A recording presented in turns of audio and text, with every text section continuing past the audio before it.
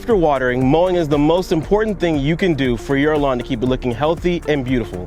It's not scouring the internet for hundreds of videos on YouTube. It's not that 10-10-10 formula that your dad told you about, or that secret concoction of natural additives for your lawn. It's mowing. Hi, I'm Andre Martineau, and we're here on location in Perry, Georgia on our Tiftuff farm to teach you how to mow like a Super-Sod boss.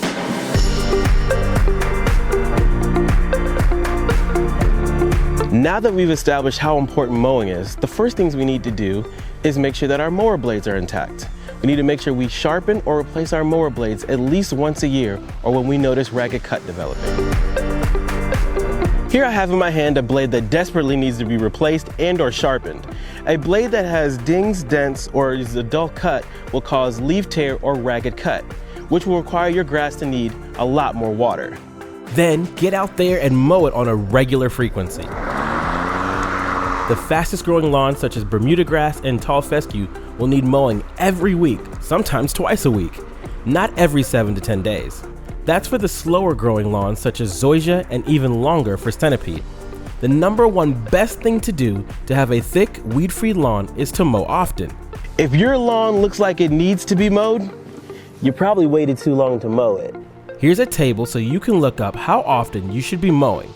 We'll also post it in the notes section. For elite tall fescue, every 5 to 7 days. For Tifway Bermuda, every 3 to 6 days. For Tiftuff Bermuda, every 4 to 7 days. Man, with a schedule like that, I would consider getting an automatic mower. For Zenith Zoysia, every 7 to 10 days. For Xeon Zoysia, 7 to 10 days as well. And also for Emerald Zoysia, every 7 to 10 days. And for Tif Blair Centipede, every 10 to 14 days. And then get the right height and don't scalp. Mowing regularly prevents scalping. How does it do this? Well, you never let it get the chance to get so tall that you cut into the growing point. The less frequently you mow, the more likely you'll end up scalping. We'll talk more about how to prevent scalping in a bit. Here's a table so you can look up your lawn height. We'll also post this in the notes section. For elite tall fescue, 2.5 to 4 inches. For Tifway Bermuda, 1/2 inch to 2 inches. For Tiftuff Bermuda, 1/2 inch to 2 inches. For Zenith Zoysia, 1/2 inch to 1.5 inches. For Xeon Zoysia, 1 inch to 1.5 inches. And for Emerald Zoysia, 1 inch to 1.5 inches. For Tif Blair Centipede, 1.5 inches to 2 inches.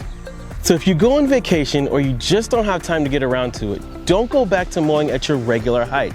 If you do this, you're going to cut into the growing point of your grass, and this is called scalping. When you do that, you're gonna cut all the green off your grass and it's gonna brown out. Instead, bump up that mower height so you're mowing only 1/3 of the leaf blade off for the first time you mow since you get home. Wait a few days for it to adjust, then mow it again at a lower height, so again you're mowing only 1/3 of the leaf blade off. Hopefully you don't have to do this with your lawn more than once or twice, but better yet, let's get you a robotic mower so you don't have to worry about that lawn getting out of hand again. To bag or not to bag? That is a good question. If you mow regularly, you can leave your grass clippings right there on the lawn and they will recycle the nutrients back into the lawn. Now, if you miss a mowing or two, you're going to want to bag or blow off your lawn, as long clippings can smother your grass. Mow up and down every time the same way, right? No. You need to mix it up. Mow in a grid one way one day and another way the next time, and then in a diagonal the next time. You get the idea. Rotate your angle of approach. Do this to avoid compaction damage to the soil from rolling over the same exact area every time you mow. Final pro tip from the Super-Sod. Don't mow your grass when it's wet. That means after a heavy rain or running irrigation, or after a heavy dew. This is one of those picky points, but have you ever mowed grass when it's wet? It clumps up and sticks to the mower deck and bag. It's hard to clean off your mower. It's a mess. Plus the mower pushes the grass down and wet grass doesn't pop up as well, so you just don't get as much mowed. There may be a chance of spreading diseases when you mow wet grass too. Be patient and let it dry. Of course, during a rainy season, it may be difficult to find a dry window. In that case, just get out there and do your best. It's more important to mow your lawn than to not mow it at all. And sometimes we have to dance around what Mother Nature's delivering us. By now, you're probably visualizing your own mower. So whether it's a push mower, auto mower, gas or electric, robotic mower, a zero turn or reel mower, it doesn't matter what you use.